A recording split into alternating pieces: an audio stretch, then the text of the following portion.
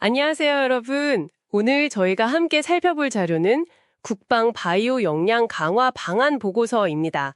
이걸 좀 깊이 파고들어 볼까 하는데요. 네, 특히 북한의 생화학 무기 위협, 이게 또 유전자 편집 기술과 혹시 결합될 수 있는지 이런 가능성에 좀 주목해 보고요.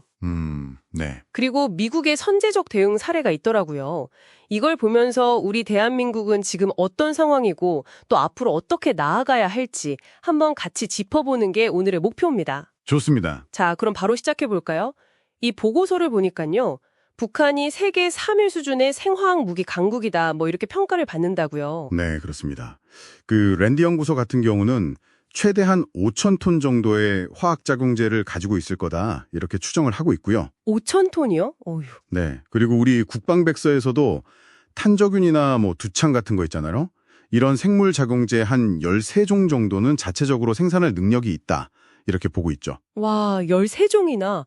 근데 여기서 그치는 게 아니라고요? 더 주목할 부분이 있다면서요? 네, 맞아요.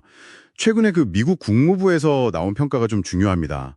북한이 이제 소위 유전자 가위라고 부르는 크리스퍼 기술 있잖아요. 아, 네네. 유전자 편집 기술. 네, 아주 정교하게 유전자를 편집하는 기술인데 이걸 활용해서 생물학적 제재를 유전적으로 조작할 수 있는 역량을 갖춘 것 같다. 이렇게 평가를 했어요. 조작 역량까지요? 네, 그리고 국가안보전략연구원 쪽에서도 북한이 이미 식물 유전자 편집 기술은 확보한 걸로 분석을 하고 있고요. 그렇죠. 이게 뭘 의미하냐면 기존에 알려진 그런 생화학 무기랑은 좀 차원이 다른 거죠.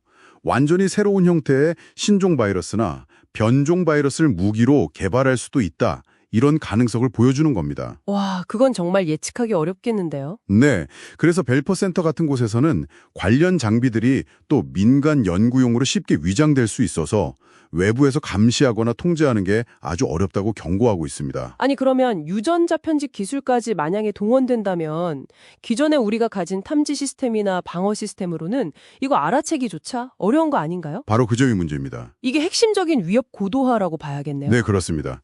그게 아주 심각한 도전 과제인 거죠. 기존 방식으로는 식별이 잘 안 될 수도 있고 전혀 예상 못한 형태로 나타날 수 있으니까요.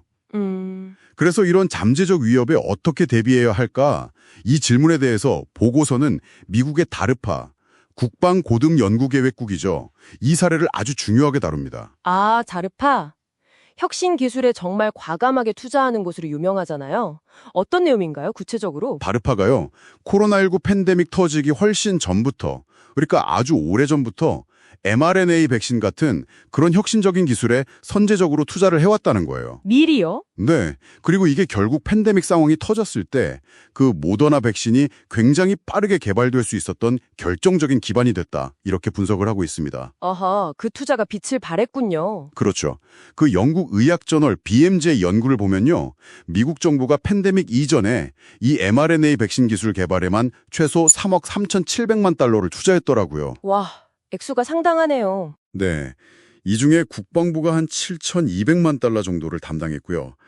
ADPT나 P3 같은 이런 구체적인 프로그램들을 통해서 모더나 같은 기업들을 지원했던 거죠, 다르파가요. 미국의 이런 선제적 투자가 실제 위기 상황에서 정말 큰 역할을 했다는 거군요. 그럼 이제 우리 상황을 좀 봐야 할 텐데요. 보고서는 우리 국방바이오 역량에 좀 한계가 있다고 지적한다면서요. 네, 맞습니다. 몇 가지 좀 중요한 부분에서 부족하다는 지적이 있어요. 예를 들면 실시간으로 오염 피해를 예측하거나 또는 완전히 새로운 신종 감염원을 빨리 식별하는 능력. 네. 그리고 만약에 대규모 환자가 발생했을 때 신속하게 치료하고 또 오염 지역을 제독하는 역량. 이런 부분들이 좀 부족하고요. 또 백신이나 치료제를 우리 자체적으로 개발할 수 있는 그런 연구 인프라가 부족하다는 점도 지적합니다. 특히 레벨 4 수준이라고 하죠. 아, 최고 위험 등급 바이러스 다루는 시설이요? 네, 맞습니다. 에볼라처럼 가장 위험한 병원체를 안전하게 다룰 수 있는 최고 등급의 생물안전 연구시설. 이게 국내에는 아직 없다는 점을 좀 심각하게 보고 있어요. 그렇군요. 야전 방역 시스템도 부족하다고 하고요. 네. 야전에서 즉각적으로 운영할 수 있는 그런 방역 시스템도 좀 보강이 필요하다 이렇게 언급하고 있습니다. 그러니까 아까 이야기했던 그 북한의 유전자 편집 위협 같은 이런 새로운 유형의 위협에 제대로 대응하려면 단순히 그냥 기존 무기 막는 걸 넘어서서 이런 첨단 연구시설이나 식별 능력이 꼭 필요하다 이런 이야기네요. 정확합니다. 그럼 보고서는 어떤 해결책을 제시하고 있나요? 보고서는 몇 가지 구체적인 정책 방향을 제안하는데요. 첫째로는 실시간 피해 예측이나 감염 식별 능력을 강화해야 한다. 네. 예를 들어서 가칭, 바이오돔 이런 구상을 이야기하는데요.